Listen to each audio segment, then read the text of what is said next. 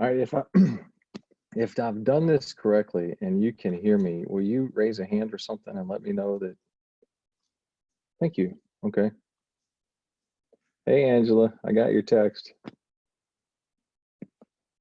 All right, we're going to give it a couple of minutes because Zoom's been having trouble. But just so you'll know, I'm not giving away any spoilers. Don't worry about me talking about the end of the book. I'm going to try and figure out how to talk about it without, spoiling it for anybody. So hang in there, no spoilers.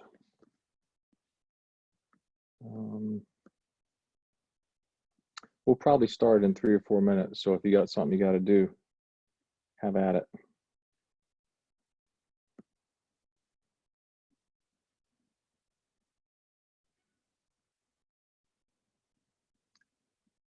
Steve, you out there? I see you. I mean, I can see your name. I can't see you. By the way, the video on this thing is cut off because there are a couple hundred of you, and if all of the video was on, it would kind of shut this thing down. So anyway, hey, Steve and Elaine, love you guys. Hey, Kathy, hello in California. Is anybody joining us? All right, we got to figure out I got to figure out how to get you all to answer me. Hey, Lee, how are you? Dad's still talking about your visit, by the way. All right, who's the furthest? Anybody in another country? Let's see. New Zealand. Okay, you might win. We got California.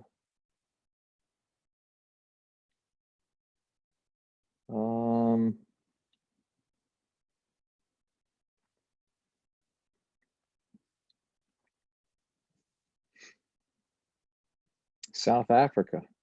Okay, I don't know. South Africa, New Zealand, that may be up for a tie.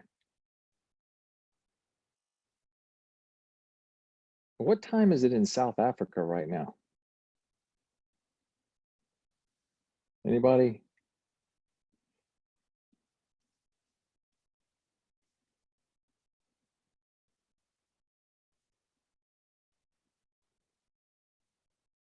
All right, I might need some help with this. Hey, honey. I might need some help navigating these questions. Christy's currently putting together a puzzle. She's had a long day and she was looking forward to doing nothing. And she's right over there doing a puzzle on the kitchen table. And I might need some help with the questions. All right, 2 more minutes and we'll get started, okay? There are still people logging on. There are more of you now than the other night when we did this. So, John Sefter, hey Holly, how are y'all? I just saw your name pop up here. It's great to see you, or at least be seen. And John, you were awesome to come see Dad, so we're still just grateful to you. Appreciate you. Yes, everybody, you all are muted. So if you're you are muted and there's no video. Because if I unmute you, it's not that I don't want to hear you, but there are 420 of you right now. And did you see that? Did you see the movie Finding Nemo with all the seagulls? Mine, mine, mine, mine, mine. That's kind of what it would sound like. So I've got to do that. If there was a way I could unmute one of you at a time, I would, but I'm kind of technologically challenged. So this is kind of it. I feel like I'm looking at Starship Enterprise desk, like dashboard at the moment.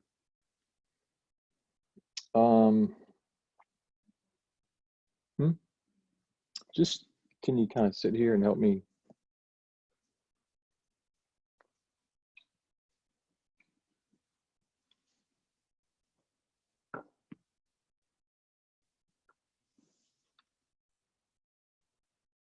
All right, somebody made a suggestion saying, make sure everyone selects all panelists and attendees so we can all see the chat. I'm not quite sure what all that means, but I got a whole lot blowing up on my screen right now. So got somebody from Nova Scotia. All right, Nova Scotia, New Zealand, and South Africa. Everybody say hey to Maggie. She heard me talking and showed up. So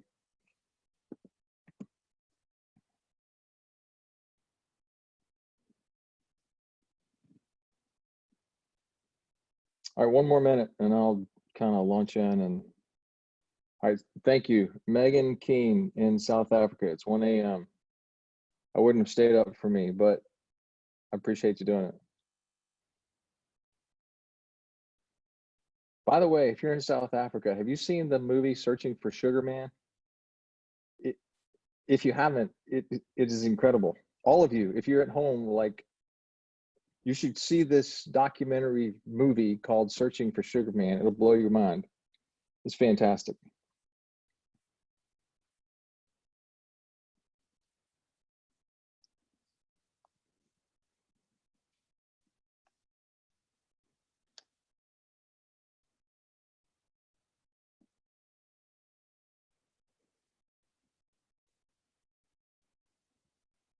I'm waiting on Christy to get her computer and figure out how to help me. She's saying, no, don't wait on me. All right, let me start with this. And just so you'll put everybody at ease, y'all are getting, it's about to start bumping people off, but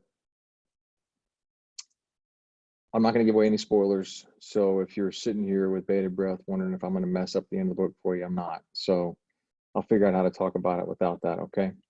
Secondly, a lot of you know that I've talked about Desiree at San Marco Books here in Jacksonville, and she's just really been an awesome help to us. And I go over there about once a week right now and sign books, and she ships them all over the place. And so two things: if you would like a signed copy of any of my books, call Desiree at San Marco Books, and I know she's on here, so she can either put her phone number in the Q&A, or you can just go to sanmarcobooks.com and you can find her.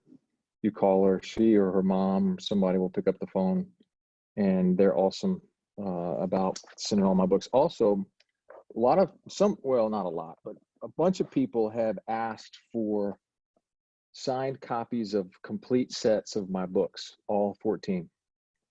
And Desiree has ordered in complete sets of all my books. All of them, she's gotten as many hardcovers as she can get. My first couple of books were not published in hardcover, so you sort of have to accept that. They didn't want to take a chance on a young writer in hardcover. So, but anyway, she's brought in all of 14 of my novels from 4 different publishers now, and she's sort of created sets, and she is shipping those to people that want a signed set of all of my books. So if that's you and you want one, call Desiree at San Marco Books. Christy, everybody say hello to Christy. I'm covered up by the Q&A. She's covered up by the Q&A at the moment. We don't have, like, we have 3 boys, but my library shelves are just sort of like, come and get it. So all of my books I've given away over the years. And so I don't necessarily have complete sets for our 3 boys. And Christy was just saying, we need to get those for them. So she's actually gotten Desiree to order sets for us, for the boys. So it works. All right, Christy's pointing out questions. So let me, somebody's asking, where do we watch Searching for Sugar Man? I don't know if it's on Netflix or Amazon Prime, but no kidding. It's good. Also, the best movie I've seen lately is Peanut Butter Falcon, and we just love it. I won't ruin it for you, but if you're looking for a fun movie, Christy and the boys and I have watched it a couple of times. I think there's some language. Sorry, I can't do anything about that, but the story between these 2 guys I don't know how to say his name. I'm sorry. Shia LaBeouf. I'm sorry. I don't know, but he's phenomenal. He should have won something, or should. And the guy that plays the other lead, who's actually a man with Down syndrome, is phenomenal. And their friendship is just beautiful. So anyway, all right, let me start with this. How about if you let me read something first? This is and I gotta tell you too, this whole Zoom experience is just crazy. There are currently 500 of you logged on here, so that's cool, and I get to talk to all of you from all over. But like this non-interaction thing is, I don't even know what to do with all that. I mean, I got all kind of stuff on the screen, but it's just rough. So Christy chimes in. All right, if you're into the book at all, you'll know there's a character named Ellie. Ellie is wrestling with, she's an orphan. She's wrestling with where she comes from. And one of the things that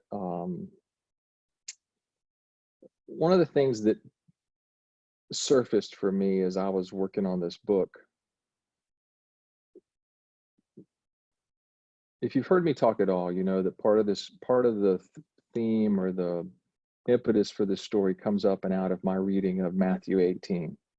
I was just in Matthew one day. I'm reading the 18th chapter. Matthew 18 is Matthew's counterpart to Luke's chapter 15. And if you've read Long Way Gone, you know that that's partly where Long Way Gone comes from. But Luke 15 and Matthew 18 are both talking about parables. In Luke 15, you have lost coin, lost sheep, lost son, or the prodigal.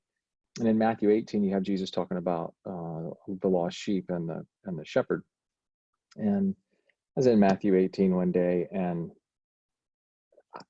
for some reason, it struck me as ridiculous that the shepherd would leave the flock of 99 and chase down the one stupid sheep who got himself lost and went astray, for the umpteenth time. And the shepherd risks his own life to go get him and bring him back. And when he gets back, he has a party which is greater in celebration than for the 99 that stayed. And it just struck me as illogical that the shepherd would do that. And it made no sense. But in the kingdom of heaven and God's economy, the needs of the one outweigh those of the 99. And what the shepherd, Jesus, is telling us is that we're worth rescue. And so that's part of what I was kind of wrestling with. Like, does it say that in here explicitly? Some, maybe, kind of, but that's what was going on with me. I guess this is a galley, so I don't know if the pages are similar. Okay, maybe. I'm on 185, and I'm talking about Ellie, orphan. She's got this key to this safety deposit box, and she wants to go see what's in it. She thinks it's a clue to where she comes from.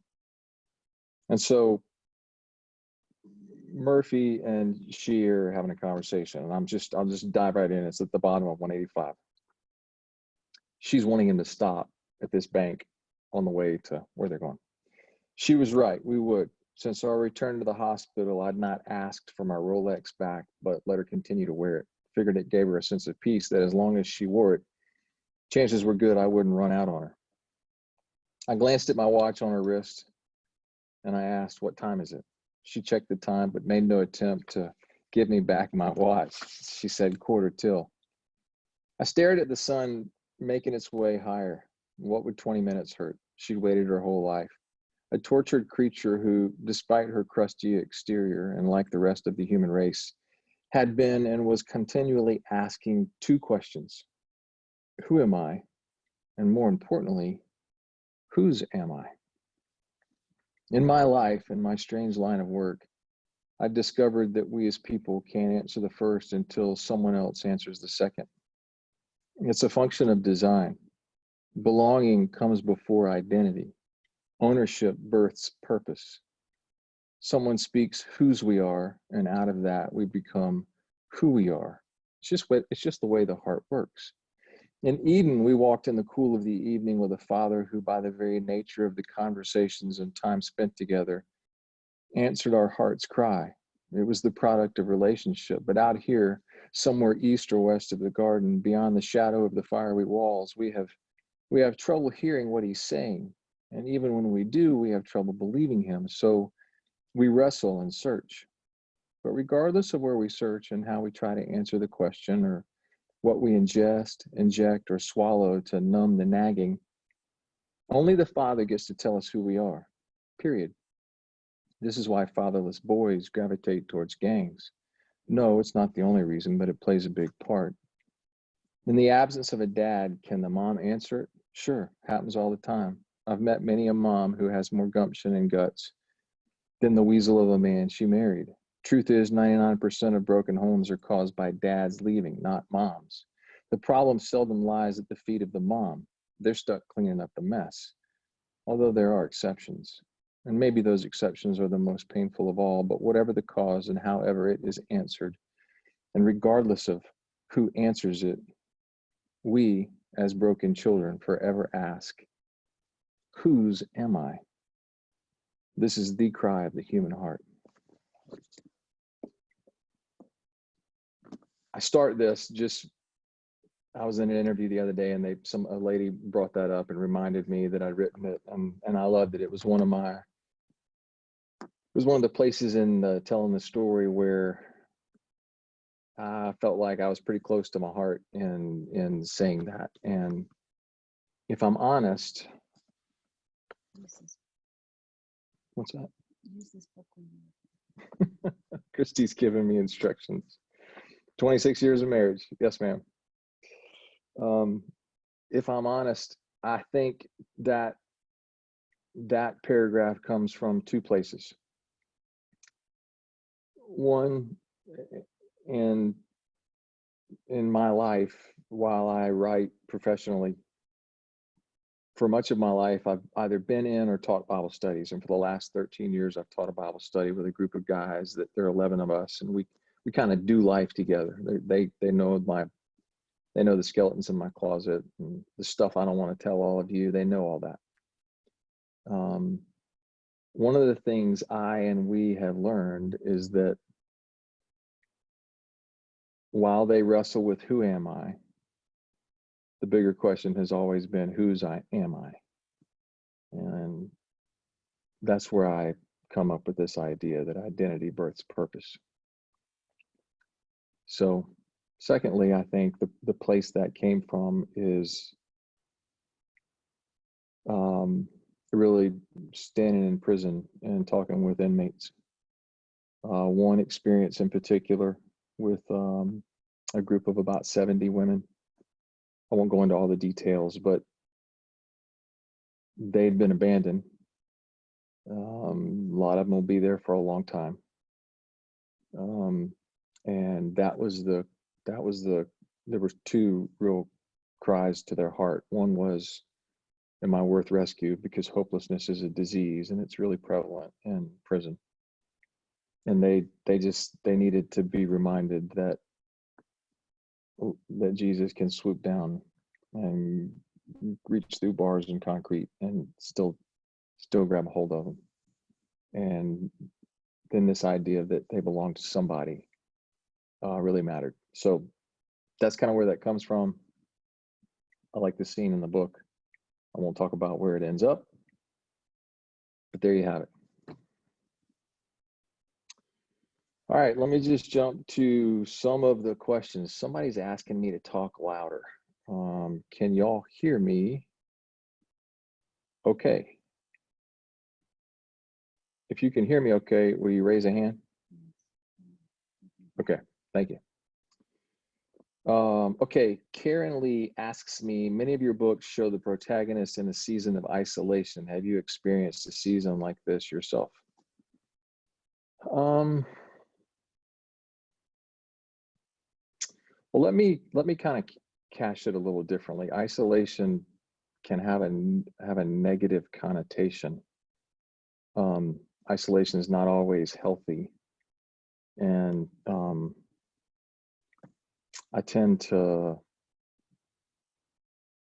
I think I have enough people around me that if I get very isolated, they start kind of checking on me. So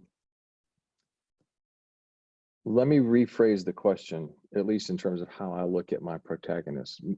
All of my protagonists, if you look at all of them in all 14 novels, all start off at a place of broken in whatever it is, from Dillon, South Carolina, to Murphy, on the intercoastal.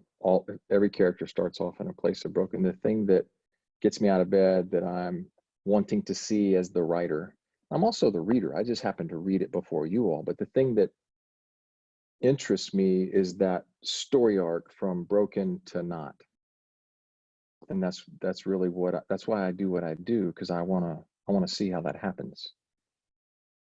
What is the catalyst, or what's the thing that helps somebody get from broken to not? In my case, I'm writing primarily love stories, and that used to really ding my ego. And I wanted so badly for somebody to give me a cooler label. I mean, Vince Flynn, Daniel Silva, Grisham, Baldacci, all these guys write really cool, thrillers. And it was, that's like, it's cool. Love stories, you would not believe how mercilessly my friends rake me over the coals because I write love stories. You ought to see some of the pictures they send to my email sometimes, which I will not put up here. It used to kind of ding me. Like, I'm like, Lord, can we come up with a different category? But then they're this kind of stories I like to read. I grew up reading Louis L'Amour, and while every one of them is a Western, beneath the surface, all of them have a love story. And I mean, obviously, Scripture is the greatest love story ever told, ever lived. So I'm okay with it now. It doesn't bother me a whole lot. The Waterkeeper is really about 3 love stories woven together, maybe 4, depending upon how you look at it, woven together. And that's the undercurrent of this story. Murphy, when we meet him in the chapel on the island northeast of Jacksonville, is very much broken. And we don't know why. We figure out pretty quickly.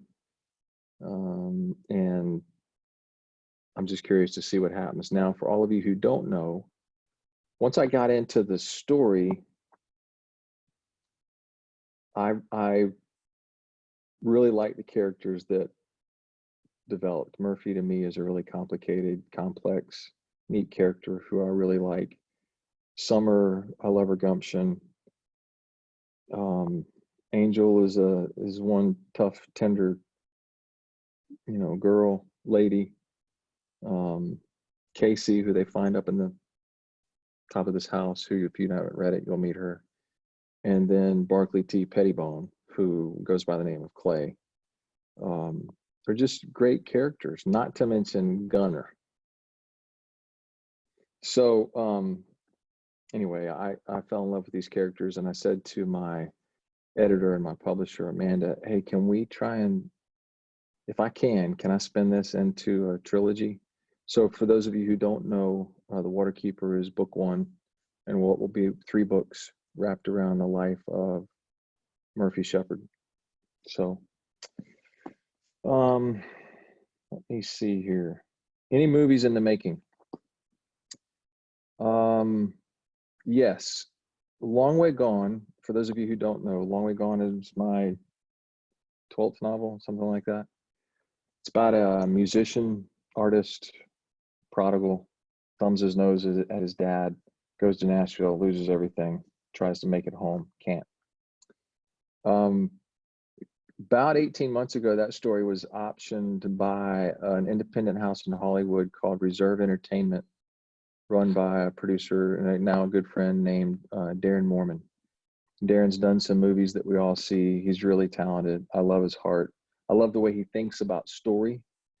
I love the way he loves his family. Just, there were a lot of great things about that connection for us. So he and his team optioned The Long Way Gone, and they're kind of I'm learning this, okay? There are 2 areas of development in the life of a movie. One is kind of the most risky, and that's getting a screenwriter and getting a screenplay and all that stuff. And then the second is attaching actors and going to production and filming the movie. Okay, so that's part one and part two. They've finished, they've funded part one. We now have a screenwriter who I'm told is really talented. He's also written some screenplays for movies that we've seen. One of them I like a whole lot. It's really a fantastic movie. So I'm anxious to see, not anxious, but I'm eager to see what he can do with the story, and that'll just be a lot of fun. So yes, that's in the works. We have had other people contact us about, some of my other stories. At one point, there was interest in Send Down the Rain, but that never really panned out. I don't know that right now, given with the whole COVID thing. So what I'm told is a lot of the movie world is shut down, and it may be cranking back up now, but I have no idea. How much control do I have over these future movies? Well, if you saw any of our process with The Mountain Between Us, it took about 9 years. The end movie was different than I had hoped. I thought the production quality was awesome. The cinematography was awesome. I really grew to appreciate the people that made the movie. I mean, no kidding. I really, if they walked in this room right now, I'd hug their necks. But just the way they saw the story and the way I see the story was just different. And that's Hollywood. And when you sell the rights to a story to anyone, they have the right to do whatever they want to do with it. It's like, if you see this picture back here on the wall, that's a canvas, okay? That's like me painting on that canvas for a little while, and then somebody else comes along and says, hey, I'd like to buy that canvas. And you say, okay, so they paint on it, and the image that they paint can just be really different. So we ended up with a little bit different story than maybe we had wanted. And that was a learning curve for both Christy and I. So as we kind of go into these discussions now, I'm not really interested in giving up total control of the story. I don't have to be a tyrant. I don't have to mandate. But if you want to put my movie on the screen, then let's put my movie on the screen, and let's figure out the best way to do that. So that's kind of how we're going at it now. Somebody's asking me, why did you name this The Waterkeeper? I'm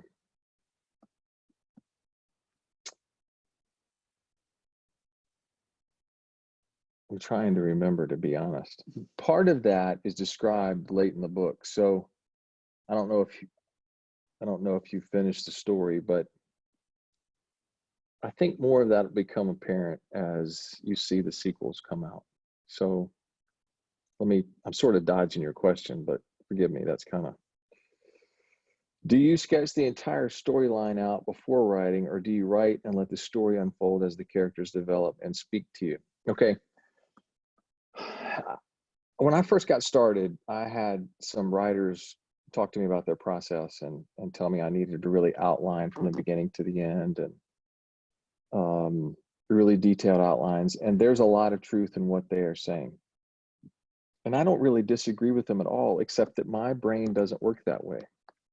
That's not to say that I don't know the beginning from the end, and I don't know several plot points along the way, but there is some process of discovery for me as I write the characters. Let me explain it this way. If I don't do a detailed outline down to the minute, I do a story arc, and if you could see my office, there's a big whiteboard in there, and I have scenes in a linear progression. So I do see it that way, and I'll kind of play Tetris and move scenes around. But let's look at it this way. Let's say writing a book for me is like you and I, whoever you all are. I'm getting email from people who can't log on because Zoom just cut them off at 500 people. So for those of you, we'll do it again. Okay. Let's say you and I are planning a trip. I'm in Florida, and let's say you're in Tennessee, and we're going to go see, the purpose of our trip is to go see your cousin Arnie in Seattle. Okay. Well, we know I'm starting in Jacksonville. I got to route through and pick you up in Tennessee. But on the way there, we're going to go see our cousin Steve, who's in Atlanta in the Fulton County Penitentiary, because he was laundering money for a hedge fund and he got caught. But we need to see him before we go to Washington. So we go see him. And then we've got about 3 weeks to sort of meander our way to Seattle. And we need to stop off and see 2 more people. And there's this drop box in Topeka, Kansas, that Arnie wants us to go grab the contents of before we come see him. We can do that a lot of different ways. We can drive in a car, we can hitchhike, we can take a bus, a helicopter, a plane, partially a train. Those, how we get there, I kind of figure out sometimes.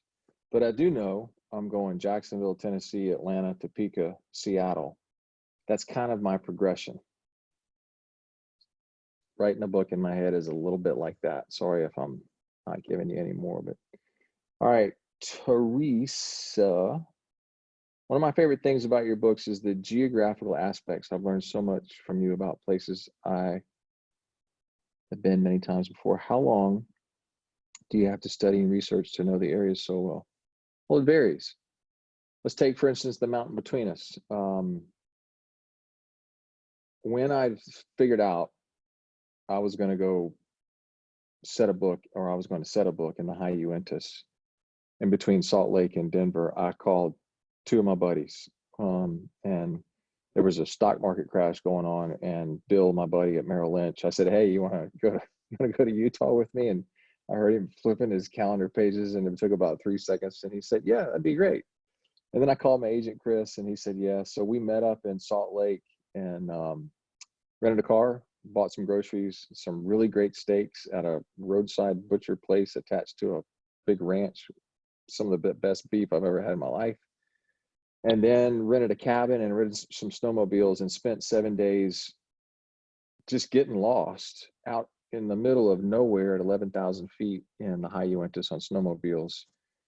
And so a lot of what you read in the mountain between us is part of my discovery. Like that big A-frame in the mountain between us, that happened just about the way you read it in the book. We came around this corner of this huge lake, and I'm screaming around this corner at 60 miles an hour on this snowmobile. And I look up, and there's this ginormous A-frame building in the middle of nowhere. Like 40, to me, it was 40 or 50 miles from the nearest light bulb. This building had no power. I didn't even think it had a generator. And it had been a youth camp for, it must have been 100 years, because the inside walls were carved with hundreds of thousands of names. And the fireplace, you could literally have fit a small car in. So that's one example. Where the river ends, I literally, with a buddy, we put kayaks in at Moniac. The first day we went 17 miles, 14 of which we dragged our kayaks because we didn't realize there was no water. And then from there, I took about 8 or 10 days to do the other 120 something miles of the St. Mary's, because it helps me to be able to see it. The same thing with the Waterkeeper. I trailered my boat down to Key Biscayne, put the boat in there, kind of tooled around Stiltsville, went south underneath the Card Sound Bridge. If you've read the book Unwritten, you know that the Card Sound Bridge plays a pretty big part in it. So it was fun to kind of go underneath it and envision that Mercedes flying off the side of the bridge at 140 miles an hour. That was a fun scene to write. And we went down to Isla Mirada and kind of did the Keys thing and some fishing, and then made our way back up all the way 300 something miles on the Intercoastal. Later, Christy and I drove down to the Keys. We had never been there. I've been in Florida my whole life, and I've never been to Key West. So we drove down early one morning and got there about lunch, spent a couple days. Island life is pretty good. We enjoyed it a lot, and it was fun just to see Key West. We took a little hopper plane, and it's about 40 miles seaplane. It's about 40 something miles from Key West to the Dry Tortugas, which is this Civil War fort in the middle of the Gulf. At one time, it housed or 2,500 people lived on. I have no idea how they did that, but I mean, it's a postage stamp. And so we just got to see some fun places. So Some of the places you've known, like crickets, you've known your whole life. yeah, let's take crickets with When Crickets Cry. Takes place up on Lake Burton. Lake Burton is dear to me. If you look on the names over here, you'll see Steve Franklin. Steve and Elaine are like family to me. When I did my first year of college at Georgia Tech, walked on, tried to play football, cracked a vertebrae in my back and limped off, and football was over, and my world came crashing down, and my identity and all my idols and everything with it. And Steve and Elaine are like family to my family. And when they heard I was hurt, they came and took me to dinner at Olive Garden, and I needed that. And then we went back to my dorm, and without telling me, they just started packing up all my stuff. Literally, Steve reached into my closet, my little thing, whatever you call it, pulled out my duffel bag and starts throwing stuff in it. And Elaine did too. And that night they moved me out and took me back to their house and literally nursed me back to life. And it's the first time I ever made the dean's list, was living in their house. So thank you, Steve and Elaine. But one of the things that they've done is they look at their homes like ministry, and they have this lake house. And it's, I don't know if you know the story of King David, but when he's running from King Saul, he finds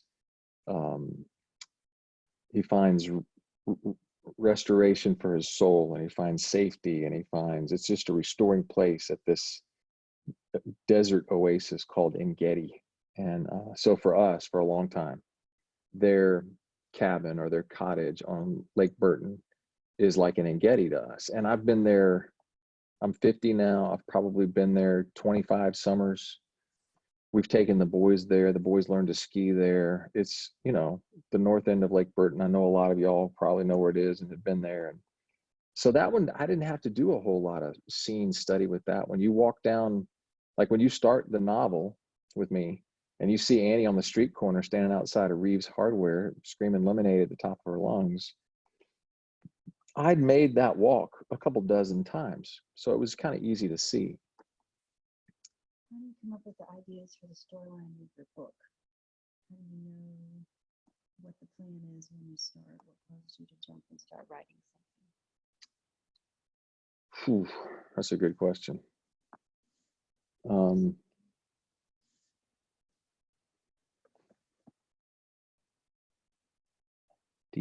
How do you come up with the ideas of the storyline of your books? I don't always know the answer to that. It's, I don't sit down and plan out, nor am I able. I don't sit down and plan out the next 3 books. Well, I'm going to write this book about a musician. I'm going to write this book about a Vietnam veteran, and I'm going to write this book about a priest who's not really a priest. I just don't. I don't know how to do it. They tend to kind of bubble up differently. I see scenes that sort of take place sort of back here behind, like I can see my hand here, right, out of the corner of my eye. But if you move back a little bit, that's kind of where I can't really see it, but I know it's there. That's kind of where the stories bubble up. And one of the first scenes I saw in The Waterkeeper was a scene in a chapel between a priest at an abandoned church and a girl walking in a bathing suit. And she was high or drunk or whatever language you want to put to it, but she was also very much searching and very broken. And I saw their conversation, and it was tender, and he was worried about her. And then she leaves, and I saw him turn around. And for those of you that have read the book and kind of further, like when he turned around, I saw what you see. And so then I just started digging in my mind. I wanted to know why. And they tend to bubble up like that. I'm a pretty good daydreamer.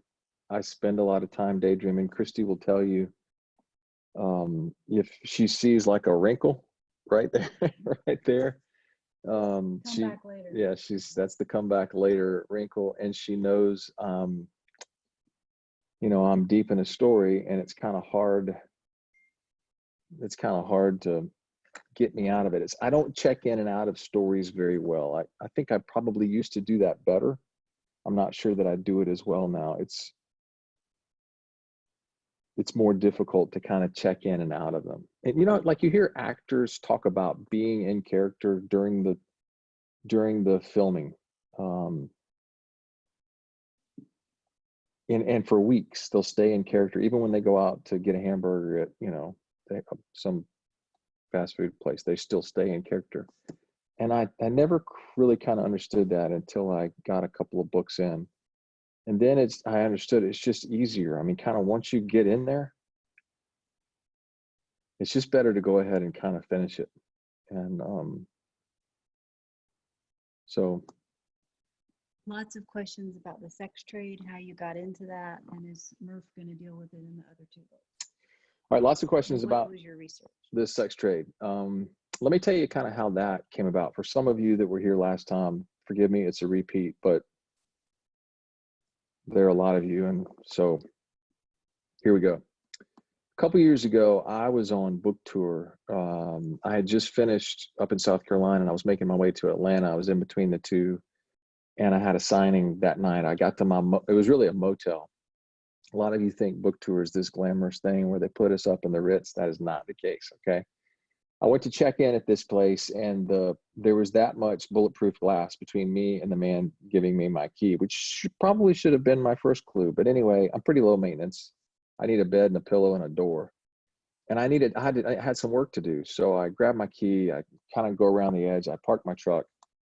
And this is one of those places where the doors face outward, like you can see the doors from the parking lot.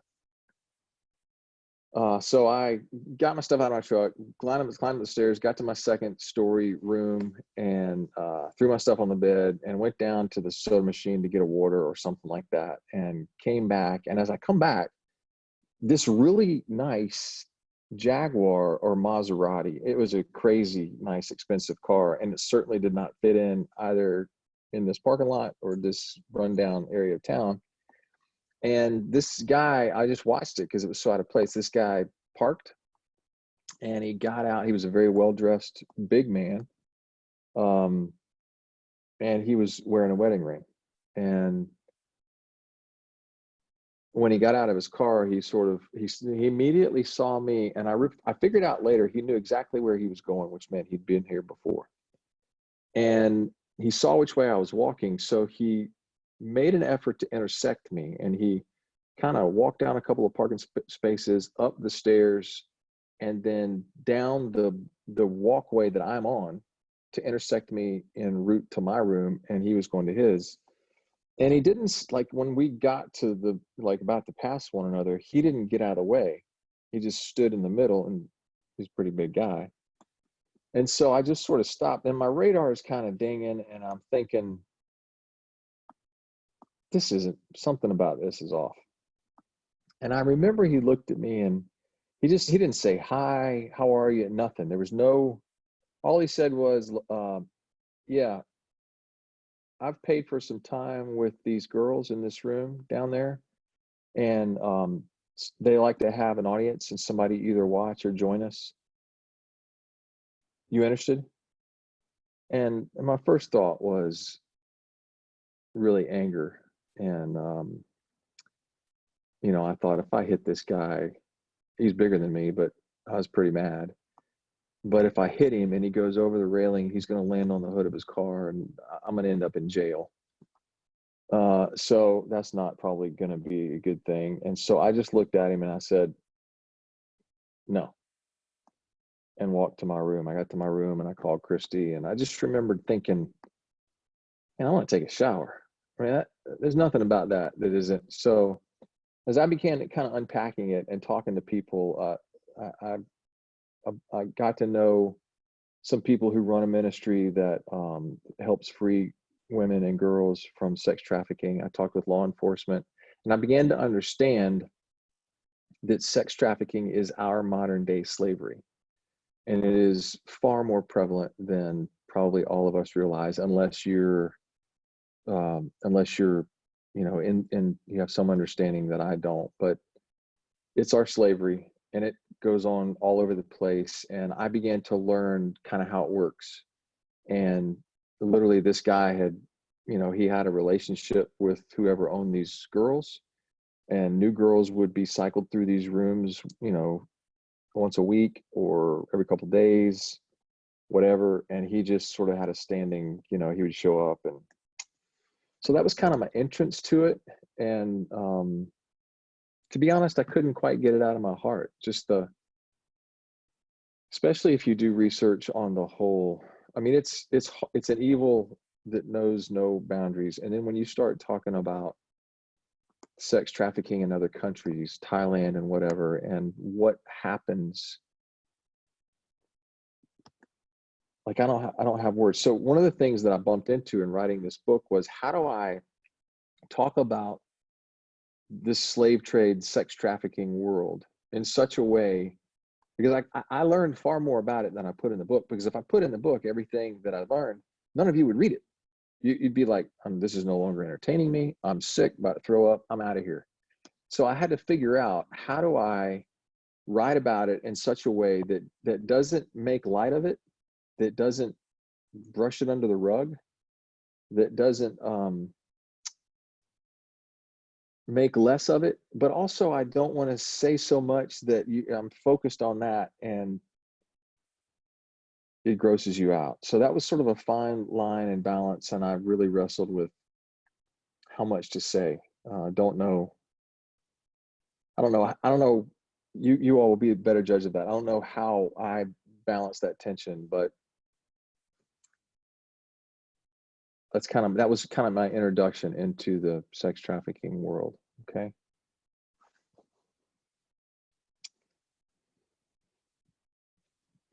How did Murph get Gone Fiction, since that was the boat from Unwritten? Great question. I'm the writer. Actually, that was the name of our boat, and I've always loved it. And it's always, like, even we had a canoe, it was named Gone Fiction. Had a Boston Whaler, it was named Gone Fiction. Every boat I'll ever have will be labeled or called Gone Fiction. So that's kind of where that comes from. Somebody's asking me, are you done with, wait. Christie's,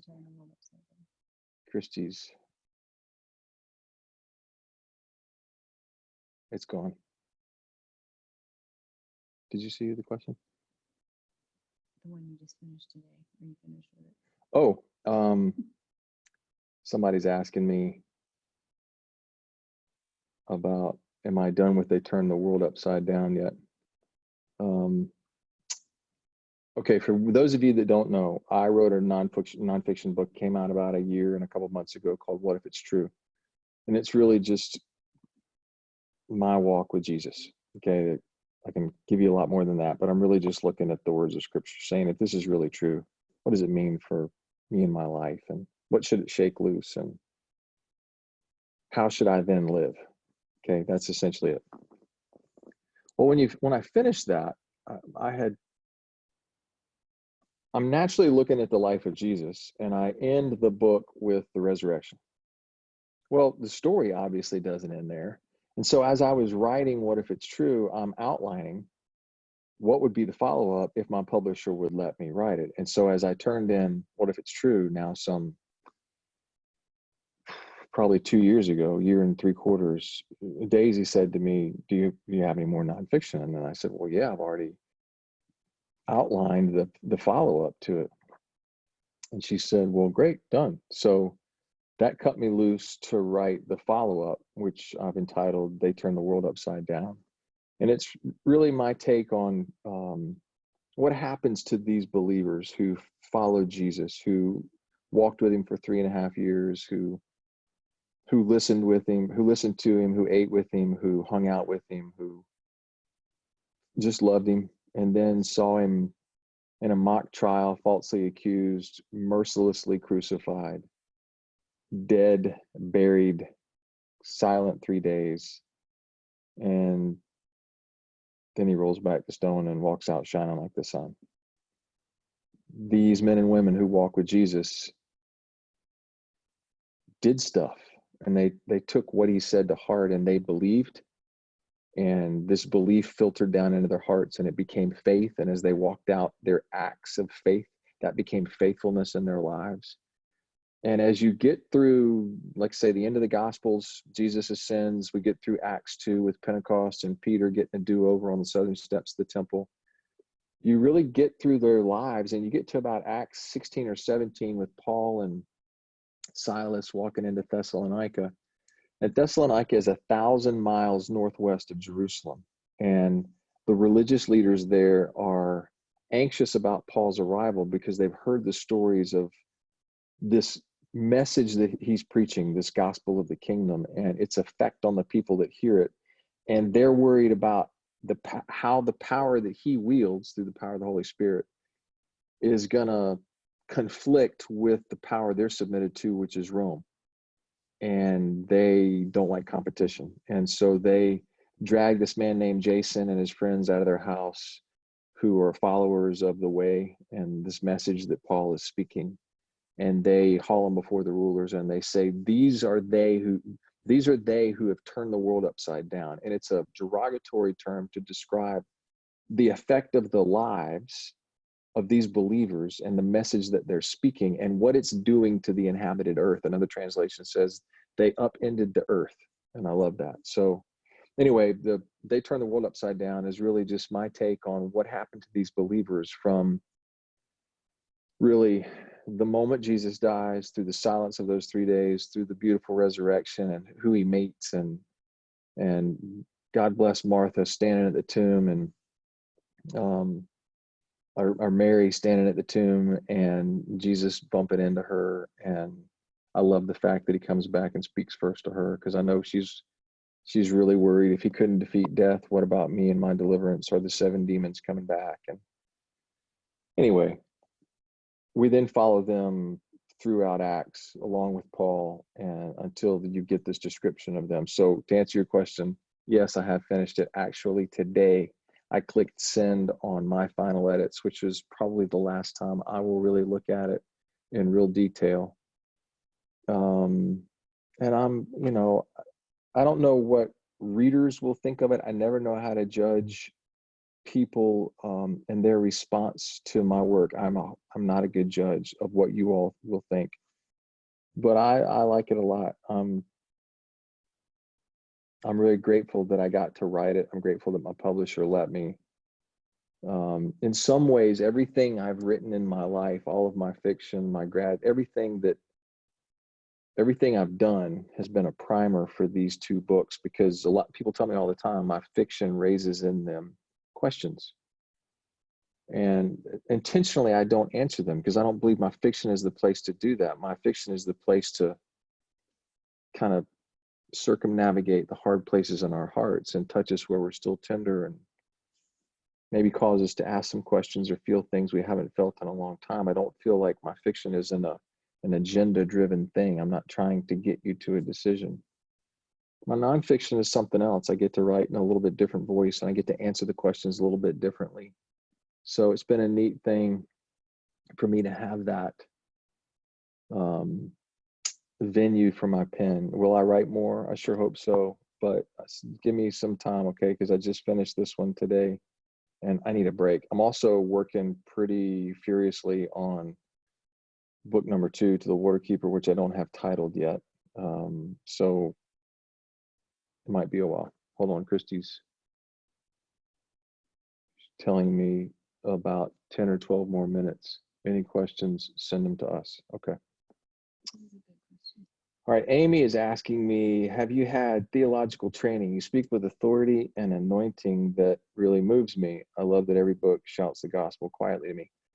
I don't have any formal theological training. There was a time in my life when I thought about going to seminary, and I researched them, and I didn't feel called to one, and it didn't work out. I've spent a long time studying scripture. It's kind of the thing I read the most. I've taught it for 15 years, and that doesn't mean that doesn't make me right in everything, but it does give me an opinion. And when you teach something, it does force you to kind of learn it in a little bit different way. And so that's kind of my training. I have favorite teachers that I've listened to, and I come from a family that really loves the word. My mom has taught the word and like really taught it for 35 years. So if you believe in generational blessing being passed down, I believe that's a blessing that has passed to me from my mother. Just a love of the word. When does They Turn the World Upside Down come out? They Turn the World Upside Down comes out January of next year. The reason we've got a little bit of a delay is because it's May.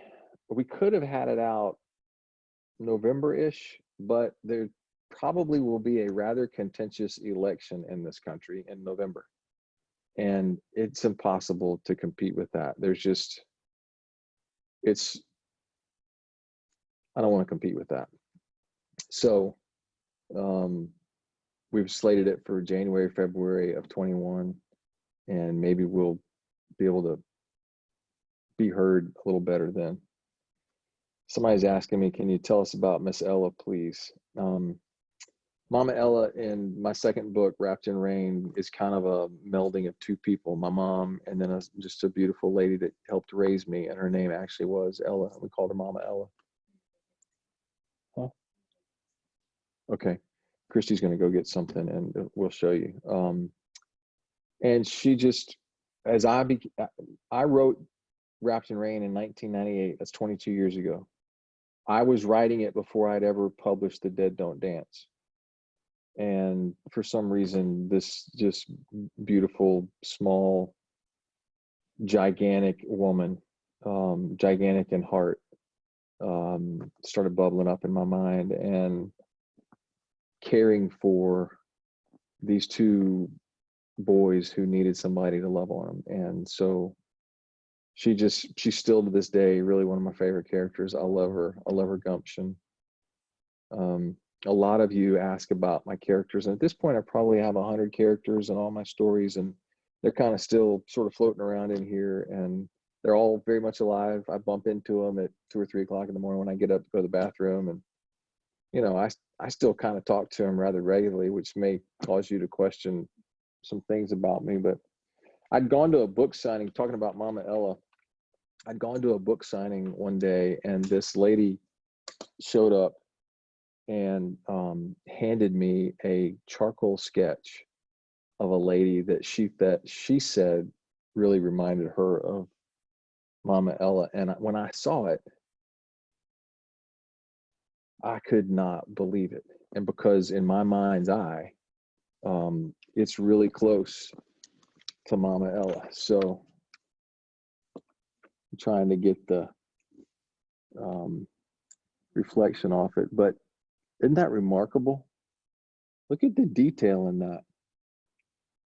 Anyway, we have this hanging up in our house, and to me, even if you look at her fingers, look at the gnarled knuckles, and I just love that, and I love that lady. So somebody's asking me if I ever considered doing my own audio. Yes, I have. And I actually did the audio for What If It's True, which I love doing. And I think they'll let me do it again for They Turn the World Upside Down. But I auditioned about 6 or 7 books ago, 8 books ago. I auditioned for my fiction. And these people called me and they said, hey, we're with such and such, and we do the audio for your books, and we'd like for you to audition. And I was kind of put out. I'm like, dude, they're my books. But I played along. I'm like, okay, yeah, great. So he said, we need you to read for us. I'm like, okay, well, I mean, great. Just tell me a page. So he tells me this page in one of my books, and I turn to it and I read a paragraph, maybe 2 paragraphs. And he said, okay, thanks very much. We'll be in touch. And about 3 days went by, and they sent me an email. And they said, you're not really what we're looking for. I thought, okay, well, whatever. So I don't know that I'm going to get a chance to record my fiction, which is probably okay. I mean, in all honesty, you got to be able to do voices, and I only really have one, and so it wouldn't give you a great feel for, more than my voice in a novel. But I have been able to do What If It's True, and I love doing that. They Turn the World Upside Down is a little bit longer, and so that may take some more time in the studio, and it is exhausting to record a book. So I got to figure that out. Like even now, what we've been talking an hour, and I don't talk this much in a day. I mean, I'm sitting here doing this, you know, and so my voice is not this practiced thing where it can last, you know, after hours of talking. Well, standing in a studio and doing 6 or 8 recording for 6 or 8 hours one day just crushes my voice. And then when you try and do that 7 or 8 days, I'm drinking all kind of lemon tea and honey and whatever else I can get down my throat to sort of restore my. I know last time when I recorded What If It's True, I actually put out a note on some social media or something. I said, hey, would y'all please pray for my voice, because it is not doing well. Do my books need to be read in order of publication? No, you can, if you want to know the order, you can go to my website, charlesmartinbooks.com, and you can see the order, and you're welcome to read them. It might be a fun exercise because you'll see my progression as a writer and the change in my writing. You'll see that early in my career, I wrote much more narrative, much more description. I wasn't as comfortable with dialogue. Now that I'm in book 14, much more of my story is dialogue driven, and there's much less narrative, and I'm much more picky or choosy about the narrative that I do put, because I'm more comfortable telling a story through the voices of the characters who are talking to one another. And that's just one of the changes in my process or my craft as a writer. Since this was your 20th anniversary of writing, did you purposefully in Waterkeeper give shout outs regarding other books? Orchids from Mountain, Coffee from Water from My Heart. That's an insightful question. I don't know that if I was purposefully thinking about, you know, shout outs because it was my 20th anniversary, but it is kind of fun to mention, you know, other books. Like in Thunder and Rain, Tyler takes her to a movie, this chick flick called The Mountain Between Us. So, you know, that was fun to put in there. I think I picked that up actually from Clive Cussler, because if you read Clive Cussler's books, he's in them, and it's a big thing amongst the readers to figure out where does he show up. So, you know, if Clive can do it, why can't I?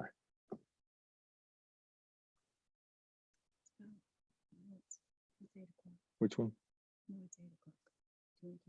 Yeah, let me answer a couple. All right. What advice would you give an unpublished writer about how to prepare for the spiritual and emotional side of publishing? That's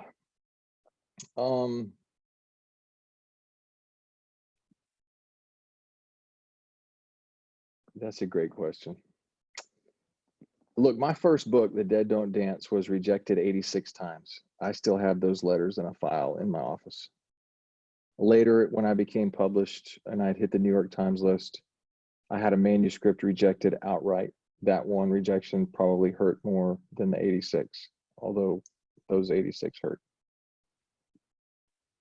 I think if you want to do this writing thing, you got to be willing to just fail. That doesn't mean you accept it, but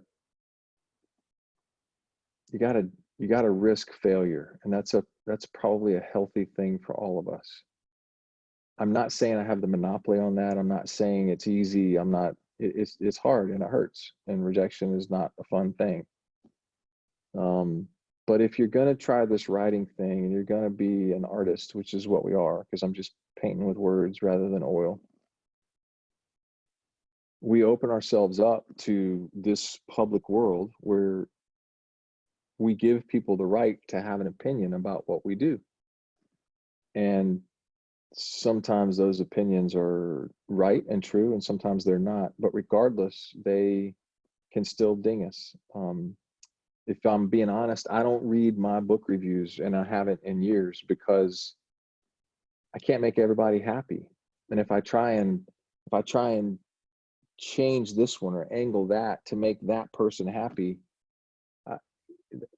I go insane. So I've just got to sort of sit back and push all that aside, and I got to figure out, okay, what do I want to write, and what's the story I want to read? I want to tell you a short story, and you can take it the wrong way, and please don't, I don't mean it to be this arrogant thing, but it had an effect on me. So I'm 50. I grew up with the whole George Lucas Star Wars thing. Star Wars, The Empire Strikes Back, and Return of the Jedi. And after, like, to me, those are the real three. Everything that's come since that are, you know, I've enjoyed some of them and all that, but the first three to me are the ones that matter. After those first three were put together in a box set, George Lucas was interviewed at the end of the box set after the end of Return of the Jedi, and the interviewer asked him, George, your stories have been some of the most successful stories in the history of the written word. You know, a lot of people have really read your stories and resonated with them. What audience did you have in mind when you wrote this? And very quickly, George Lucas shook his head and said, don't take this the wrong way, but when I wrote Star Wars, I didn't have an audience in mind, and I wasn't writing it for them. I wrote it for me. And it just so happens that a couple 100 million people like my story. That, if you're not an artist and you're not a writer, that can come across as really, you know, arrogant or whatever.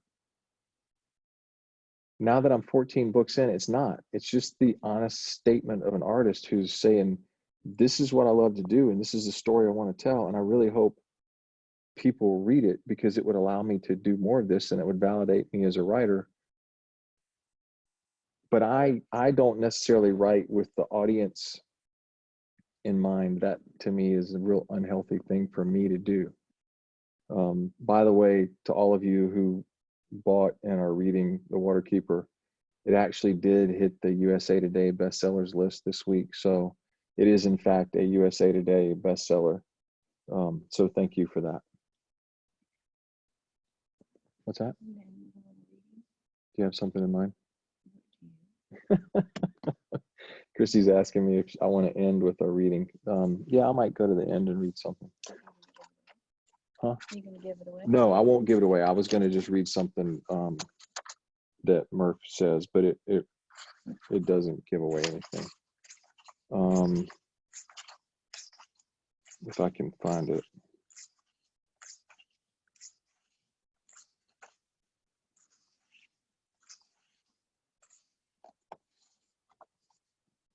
Okay, maybe I won't.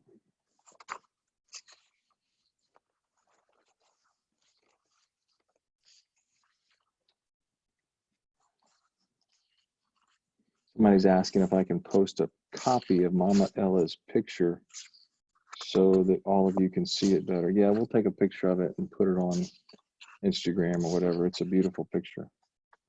I can't find maybe I won't read it. You don't know where the letter is.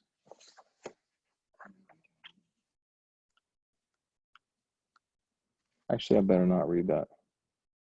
All right, I'm not reading that because I need to not answer some of those questions. All right. We've had a couple of questions about doing another Zoom event. Can you see me? Wait a second. I got to move this Q&A thing. We've had a couple of questions about doing another Zoom event that's more in depth and for people that have completed the book, not just a conversation with Charles, more like an in-depth book club. And I think we'll try to get that organized. So stay tuned for that. And we'll figure out how to do it in the near future after a few more people have read the book. Okay. Appreciate you all joining us. Zoom, like this is actually a webinar and it cuts off at 500 people. So I don't know how many folks didn't get to sign in, but anyway, thank you for joining us. And I appreciate you reading my stories. I mean that, I really do. I hope you keep reading them. Anything I've forgotten? All right, I appreciate you. And we'll do this again. Just check, I'll send out another newsletter, and probably be in a couple of weeks, maybe 2 weeks or something, 3, I don't know, whatever. And we'll talk about, we'll like do book club, and it'll be for folks who have finished the book. So there will obviously be spoilers and all that sort of stuff. So anyway, Maggie would like for me to tell all of you good night. And thank you for joining us in our living room. And we appreciate it. So thanks for being with us. Y'all take care.